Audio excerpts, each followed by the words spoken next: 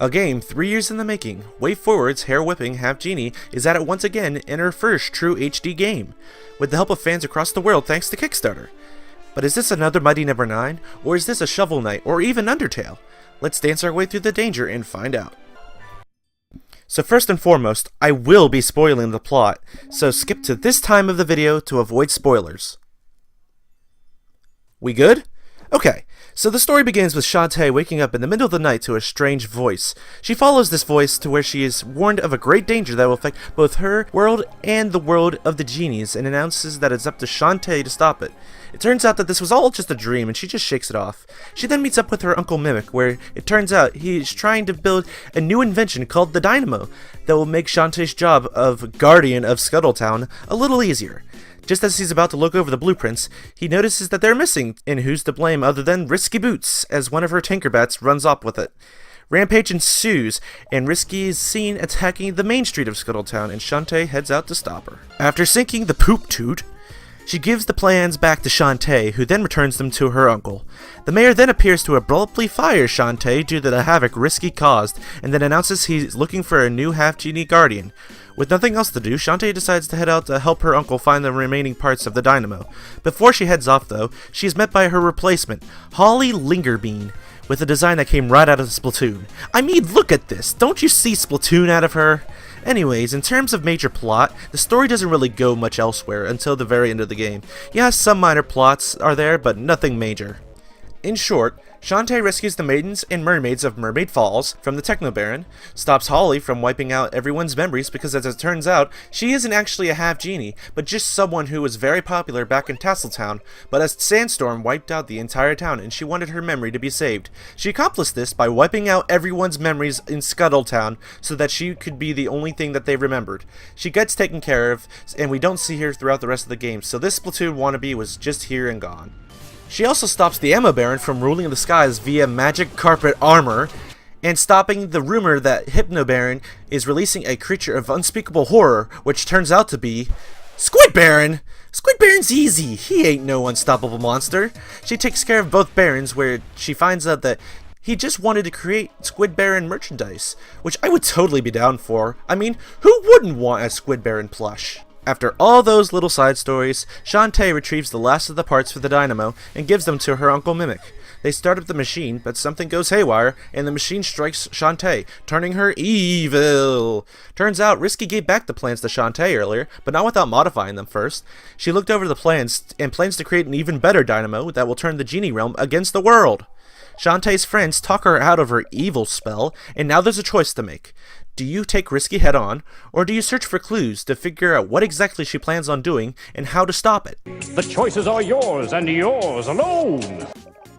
If you do find all 4 clues, you'll get the magical polarizer, which will negate the inversion process of Risky's dynamo. You need this for the best ending though, so more on that in a bit. After this, you head to Risky's fortress, where, after one last hair whipping, she reveals her dynamo and Shantae needs to take it down. Now, is it just me, or does the dynamo look like it should have the voice of Vel'Koz from League of Legends? Since Shantae is technically a half-genie, wouldn't you think it would be more suitable if, while you were fighting, you would hear something from the dynamo like, another entity of value. After you defeat the dynamo, the genies come out to congratulate her on a job well done, but this would be a mistake, as the dynamo isn't quite out yet and... That's unexpected. Yes, Dynamo, shut up! And now Shantae has to destroy both the genie realm and the upgraded dynamo in order to ensure peace. After the final battle, you need to escape the fortress. By how, you ask? A slide! Whee! Don't mind the bottomless pits of lava and gears. Whee!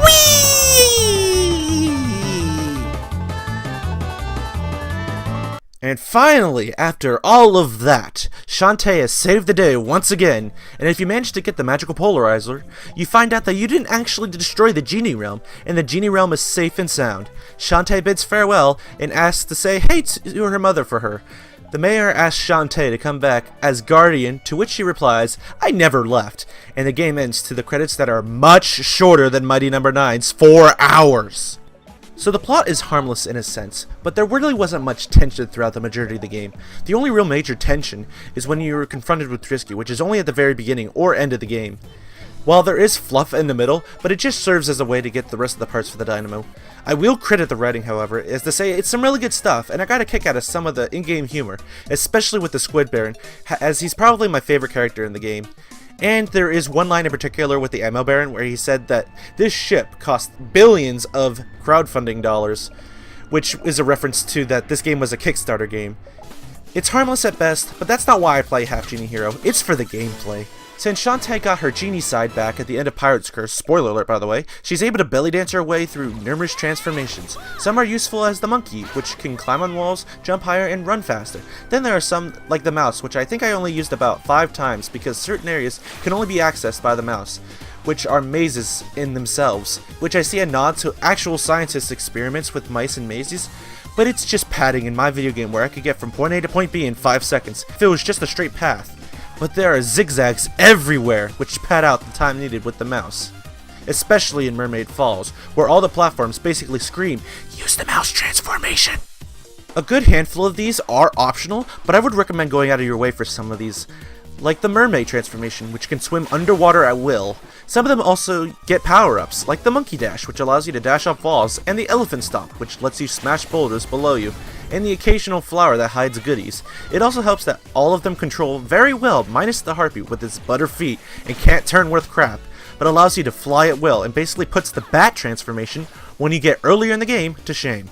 The game is broken up into levels, each of which containing 2 or 3 acts apiece, ending with a boss fight. It's similar to that of Pirate's Curse, but I feel it's a bit scaled down from that game. You have access to the level select at any time by using the whistle Sky gives you at the beginning of the game, so it makes it nice whenever you have to backtrack for something and you can just exit out of the stage immediately. While I feel it's a step back from Pirate's Curse, I think it does suit the game. You can later purchase a warp dance to warp to the next act of the stage, which comes in real handy because you will be doing a lot of backtracking throughout this game. In my run-through of Half Genie Hero, at least a fourth of it was dedicated to backtracking. You get a new transformation, backtrack to find new goodies.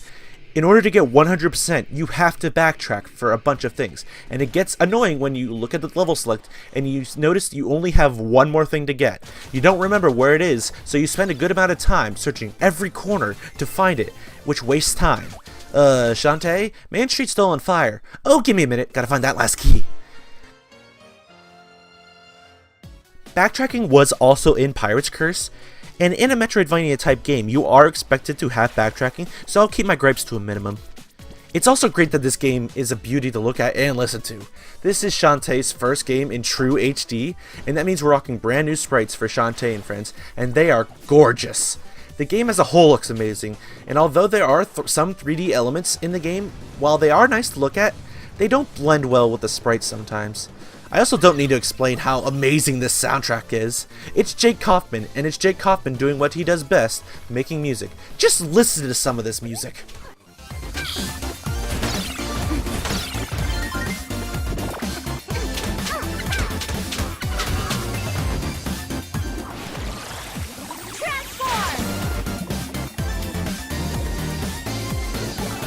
I've griped about backtracking, but I can't complain whenever I get to listen to this amazing soundtrack while backtracking. I'll leave a link in the description below of the soundtrack, which I highly recommend you check out. It's some really good stuff. So in short, I really did enjoy Shantae Half Genie Hero. While the backtracking is obnoxious, it didn't deteriorate that this is a really good game. Control's great, looks and sounds amazing, and it's a quality I am looking forward to when playing a WayForward title. To those who backed this game, I hope you got your money's worth. To WayForward, I thank you for creating a great Shantae game. If I had to rank this game, I would say it's just barely under Pirate's Curse as my favorite Shantae game. They're both really great games, and who knows, my opinions could change as Half Genie Hero still has some DLC on the way in the coming months. Ever wanted to play as Risky Boots herself? Well, that'll be possible in the future. Looking forward to the upcoming content that is still to come for Half Genie Hero, and I want to thank you all for watching. Later, everyone! Hey everybody, I just want to thank you guys all again so much for watching. I put a lot of time and effort into making this review, so I hope you guys enjoyed the end product. I hope you guys have a great rest of your 2016, and hope 2017 shines for you. Later everyone!